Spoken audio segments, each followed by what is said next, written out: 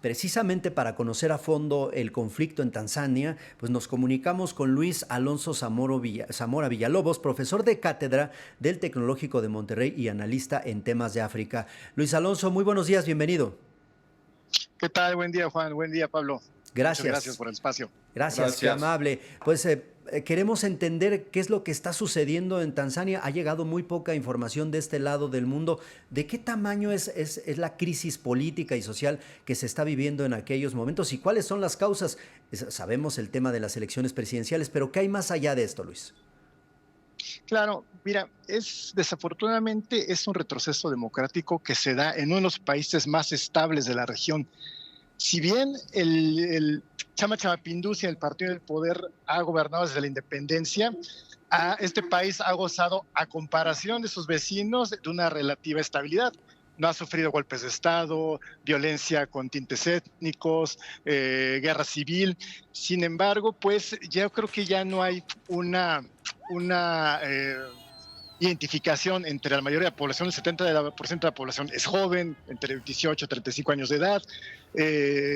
Si bien Samia Suluhu Hassan llega sucediendo al anterior presidente John Magufuli en 2021 tras su muerte, y había de alguna manera un alivio a la represión estatal, sí empezó a haber mucho mayor apertura, empezó a haber mayores espacios democráticos. Sin embargo, los últimos años, previos a la elección, empezó a haber muchísima persecución política, persecución de opositores políticos, de activistas, y esto de alguna manera marca ese miedo que tienen los antiguos partidos políticos que llevaron los movimientos de liberación nacional tras sus espaldas, como en el caso de Sudáfrica, en el caso de Namibia, en el caso de Tanzania, y pues cada vez las poblaciones buscan otras opciones, porque si bien es un país riquísimo en recursos, tiene oro, tiene uranio, tiene tanzanita, tiene rubíes, tiene depósitos de gas natural, casi el 50% de la población vive por debajo del umbral de la pobreza. Entonces busca otras opciones políticas en políticos mucho más jóvenes que se identifican con la mayoría de la población. Sin embargo, esta violencia se desata porque los dos principales opositores políticos, por un lado el Chadema, el Chama Democracia, liderado por Tundu Lissu, que está enfrentando cargos por traición, y el Wazalendo, el Partido de los Patriotas de Luaga Empina, pues fueron descalificados para participar en el proceso electoral, y eso detonó el descontento de la población. Prácticamente Samia Suluhu Hassan se presentó pues con partidos marginales y por ello pues llegó con el 98% de la elección. Sí, ya veíamos la cantidad de candidatos también que tenían a la presidencia de este país, Luis, que nos llama mucho la atención. Eran más de 15 candidatos los que compitieron.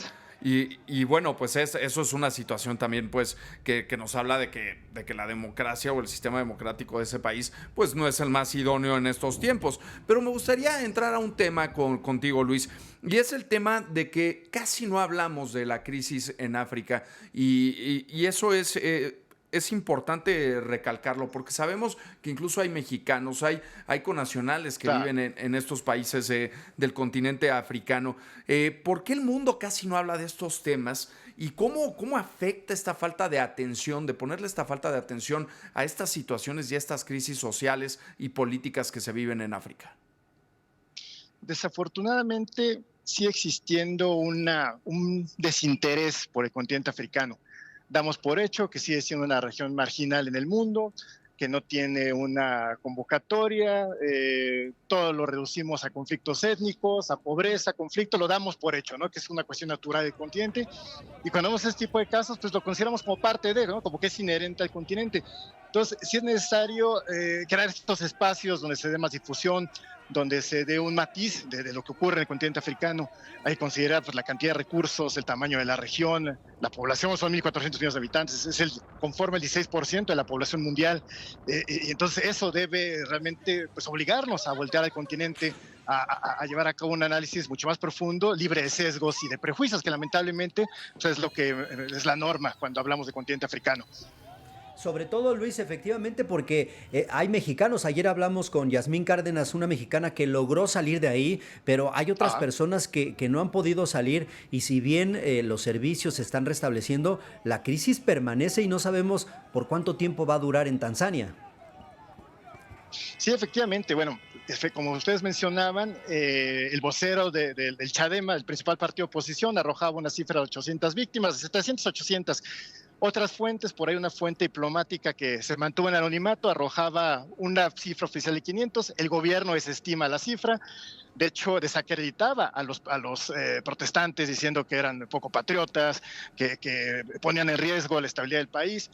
Pero lo peligroso es eso, que precisamente al no hablar de estos casos, al no haber una presión internacional, incluso creo que ya la Unión Africana, por ahí el Consejo de Cooperación de África del Sur, otro bloque regional, ya han desestimado las elecciones. Entonces necesita haber más presión para que se haga conocer precisamente lo que ocurre allá y por lo menos pues haya una investigación de lo que está de la represión estatal. Lo que sí es claro es que pues hemos visto los videos que se han transmitido en redes sociales donde claramente se ven víctimas que tienen heridas en la cabeza. Entonces sí se están disparando municiones, se está disparando en contra de las víctimas y es algo que no puede caber en pleno siglo XXI. Por eso insisto, es un retroceso democrático y que no es exclusivo de Tanzania. Hemos visto este tipo de acciones en países como Kenia, en Uganda, en el caso de Camerún, en Costa de Marfil. Entonces eso pone en peligro pues, los logros democráticos que estaba teniendo el continente africano. ¿Cuál es el principal problema de que todo esto suceda en África? Bien lo dices y lo recalcas. No es solo Tanzania, son varios países del continente africano que tienen este tipo de crisis políticas y crisis sociales. ¿Cuál es el principal detonante de estas crisis?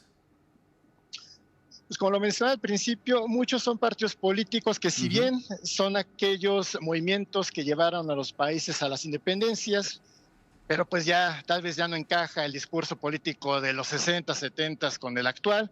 Otros son algunos políticos que pues han enquilosado en el poder y lamentablemente estamos viviendo una época pues un tanto extraña donde hay un desprecio hacia los derechos humanos, hacia la democracia, la falta de atención al Estado de Derecho, entonces hacia la impunidad.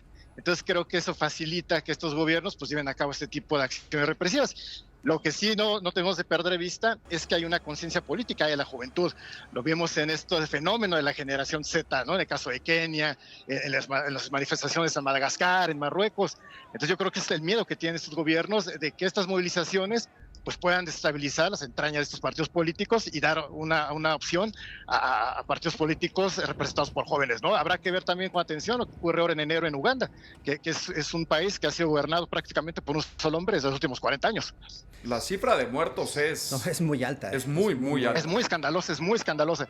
Hay que irnos con cuidado, pero bueno, segura esta cifra diplomática, bueno, esta fuente diplomática que no quiso dar su perfil, es anónima, pues se arrojaba una cifra de por lo menos 500 muertos seguros. Y vemos las imágenes de las redes sociales, ¿no? Donde se ve la cantidad de víctimas que fueron neutralizadas por las fuerzas de seguridad.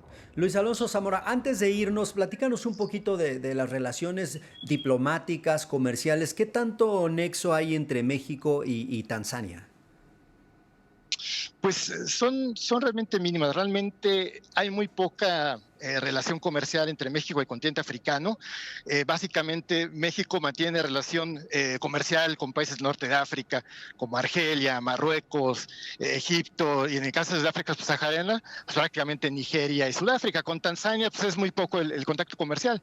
Y la mayoría de las empresas que llevan a cabo contacto comercial con el continente, pues son empresas multinacionales. Entonces es realmente mínimo el contacto que se tiene.